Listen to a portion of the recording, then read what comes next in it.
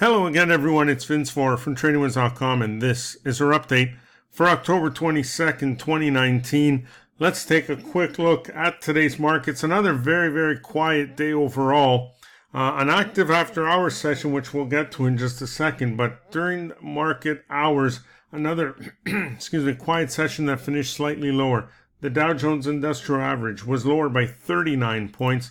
The S&P 500 giving back 10 points today, while the NASDAQ was lower by 58 points, and the Russell 2000 finished basically flat today.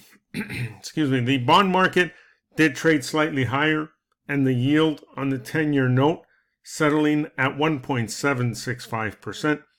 Crude oil, was up 90 cents or 1.69% on news that OPEC is considering deeper production cuts, while gold futures gaining $2.80 today, despite a slight uptick here in the US dollar. Now, as I mentioned, after hours, some big earnings reports. First of all, pre-market was McDonald's, which pretty much led the way lower. Here it is. They missed, disappointed, gave back 5% today. But after market close, CMG, Chipotle Mexican Grill, reported a big beat, but market's not liking it. There must have been something with the forward guidance.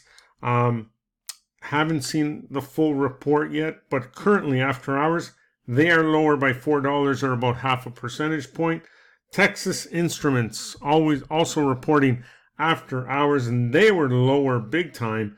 Big miss there. They were lower by $12 or a little over 9%. And Snap beat but lowered their guidance, and they're lower by over 5% after market close. That's about it for now. Enjoy the rest of your day, and we'll see you on our next update.